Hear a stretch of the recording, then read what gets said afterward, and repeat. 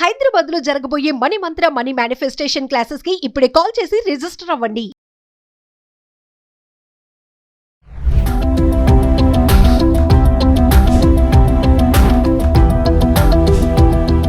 నమస్తే, welcome back to Suman TV. Present మనతో పాటు ఉన్నారు అనలిస్ట్ మందర కృష్ణారెడ్డి గారు. నమస్తే సార్. నమస్తే అమ్మ. సార్, ఇప్పుడు మహిళలు అన్ని రంగాల్లో ముందుకెళ్తున్నారు పోటీగా, అంటే మగవాళ్ళకి ఏం తక్కువ కాదన్నట్టుగా అన్ని రంగాల్లో ముందుకెళ్తున్నారు. కొంతమంది ఏంటంటే జాబ్ చేస్తున్నారు ప్రైవేట్ రంగాల్లో, కొంతమంది బిజినెస్ చేసే వాళ్ళు కూడా ఉన్నారు. సో ఇలా బిజినెస్ చేయాలనుకున్న వాళ్ళకి ఇంకా ముందుకు వెళ్ళాలి, కొత్త కొత్త బిజినెస్ చేయాలి, చిన్న చిన్న ఇంటి నుంచే బయట నుంచి చేయాలనుకునే వాళ్ళకి కేంద్ర ప్రభుత్వం కొన్ని పథకాలను అయితే ఇవ్వడం జరిగింది. అందులోంచి ఒకటి ఉద్యోగిని యోజన పథకం. ఒకసారి దాని గురించి మాట్లాడుకుంటే సార్ డీటెయిల్గా.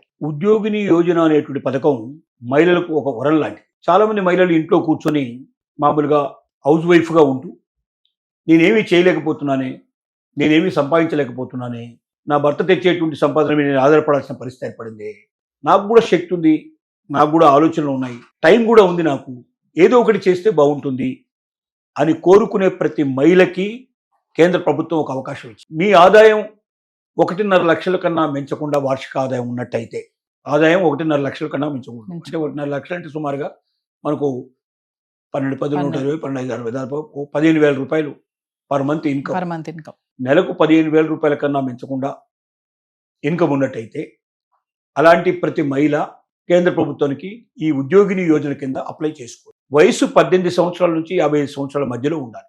18 దాటాలి, 55 లోపల ఉండాలి. వాళ్ళు ఏ రకమైనటువంటి మీరు ధరావత్తు అంటే ప్లెడ్జ్ కానీ, మీరు ఏమైనా ఆస్తులు ఇవ్వడం కానీ, ఇంకో గ్యారంటీలు ఏమీ లేకుండా మీరు సింపుల్గా మీ యొక్క ఆధార్ కార్డు, ఓటర్ కార్డు, తర్వాత అలాగే మీ చదువుకున్న చదువు ఏమైనా ఉంటే దానికి సంబంధించిన వివరాలు, తర్వాత మీరు అప్లికేషన్ పెట్టి ప్రత్యేకంగా మీరు తెలియజేసినట్టయితే మీరు ఎంత డబ్బు కావాలనుకుంటున్నారు, ఏమిటి మీ పథకం, ఏమిటి, ఏం చేయదలుచుకున్నారు, ఆ డబ్బుతోటి మీరు ఎలాగ క్రియేట్ చేయదలుచుకున్నారు, ఎలాంటి వ్యాపారం చేయదలుచుకున్నారు, ప్రాజెక్ట్ రిపోర్ట్ ఉన్నారు, చిన్న ప్రాజెక్ట్ రిపోర్టు, అంటే ఇది చేయదలుచుకున్నాను, దీనిలో ఇంత పెట్టుబడి అవుతుంది, ఇంత లాభం వస్తుంది, దాంట్లో ఖర్చుల కింద ఇంత పోతుంది, ఇంత మిగులుతుంది, దాన్ని మీకు ఇలా కట్టగలుగుతాను అని వివరాలతో కూడుకున్నటువంటి రూపొందించి ప్రాజెక్ట్ రిపోర్ట్తో పాటుగా ఇచ్చినట్టయితే ₹1,00,000 నుంచి మొదలు పెడితే 3 లక్షల రూపాయల దాకా, మినిమం 1 lakh, మ్యాక్సిమం 3 lakhs ఇస్తారు. ఈ 3 లక్షల రూపాయల వరకు మాత్రం దొరుకుతుంది ఏంటో. కానీ దీనికి ఏ రకమైన ధరవత్ అక్కర్లే, అంటే మీరు ఏ గ్యారంటీ ఇవ్వాల్సిన అక్కర్లేదు, ఏ పూచికత్తు మీరు ఇవ్వాల్సిన అక్కర్లేదు. మిమ్మల్ని నమ్మి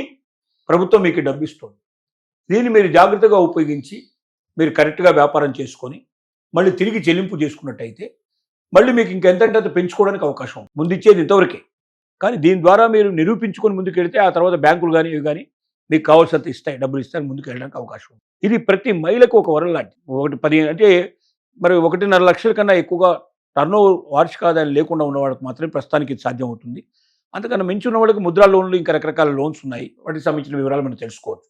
కానీ ఇది ప్రత్యేకంగా ఏంటంటే మధ్యతరగతి వారికి, దిగువ మధ్యతరగతి వారికి చాలా ఉపయోగపడేటువంటి స్కీము. ఎవరైతే మహిళలు నేనేం చేయలేకపోతున్నానని బాధపడుతున్నారో, ఇంట్లో కూర్చొని తనకు సమయం దొరుకుతుంది, తమ దగ్గర శక్తియుక్తులు ఉన్నాయి, దీన్ని నేను ఎలా ఉపయోగించుకోవాలి, ఇంకా నాకు ఆర్థికంగా నా కుటుంబాన్ని బలోపేతం ఎలా చేసుకోవాలని ఆలోచించే ప్రతి మహిళకి ఇది ఒక సువర్ణ అవకాశంగా చెప్పొచ్చు. దీని ముందు కర్ణాటకలో దీన్ని ప్రవేశపెట్టారు, ముందుగా పైలట్ ప్రాజెక్ట్ కింద చేశారు. అక్కడ సక్సెస్ అయిన తర్వాత దేశానికి మొత్తానికి విస్తరించారు. ఇప్పుడు భారతదేశంలో ఏ మూల నుంచి అయినా సరే మహిళా యోజన పత్రిక ఏదైతే ఉందో దీన్ని ప్రతి ఒక్కరూ ఉపయోగించుకొని ముందుకెళ్ళడానికి పాల్పట్టి ఉంది. ప్రతి మహిళ ఆలోచించి తను కూడా ఎందుకు తన వాళ్ళ మీద తను నిలబడకూడదు, తను స్వయంగా ఎందుకు సంపాదన చేయకూడదు, తను కూడా ఆర్థికంగా నీళ్లకు పాలకు నీళ్ళలాగా తోడుగా ఉండేటట్టుగా భర్త తెచ్చేటువంటి ఆదాయంలో తను కూడా పాలు ఎందుకు పంచుకోకూడదని ఆలోచించుకొని ముందుకు వెళితే కుటుంబాన్ని ఇంకా చాలా చక్కగా ఆదాయ వనరులు సమకూర్చుకొని పిల్లల్ని బాగా చదివించుకోవడానికి, కుటుంబాన్ని బాగా పోషించుకోవడానికి, ముందుకు వెళ్ళడానికి ఆస్కారం ఏర్పడుతుంది. అటువైపున ప్రతి మహిళ ఆలోచించాల్సిన అవసరం ఉంది. అంటే సార్ మీరు ఏజ్ లిమిట్ చెప్పారు కదా సార్, 18 నుంచి 55 లోపు అన్నారు. ఇందులో మళ్ళీ మనకి వికలాంగ మహిళలు కూడా ఉంటారు, వాళ్ళకు కూడా ఏజ్ లిమిట్ ఉంటుంది? వికలాంగులకి దీంట్లో ప్రత్యేక ఏజ్ లిమిట్ లేదు. వాళ్ళు ఏ ఏజ్లో అయినా సరే వాళ్ళు అప్లై చేసుకునే అవకాశం ఇచ్చారు. అది ఒకటి దీంట్లో ప్రత్యేకత ఇచ్చారు, అది గమనించాలి. వికలాంగ మహిళలు ఎవరుతున్నారో వాళ్ళు, అంటే వాళ్ళు మనం ఆ రకంగా ఏదైనా ప్రాబ్లం ఉన్నట్టయితే వాళ్ళు దీనికి దివ్యాంగులు అంటాం వాళ్ళని. సహజంగా వికలాంగులు అనే పదం ఇప్పుడు దాదాపు నిశ్చితమైంది. వికలాంగులు కాకుండా దివ్యాంగులు అని పిలుస్తున్నారు.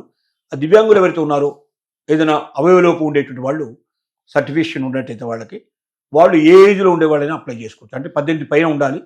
వాళ్ళు ఎంత ఏజ్ ఉన్నా కూడా ప్రతి ఒక్కరిని అలో చేస్తారు దీంట్లో. Thank you sir.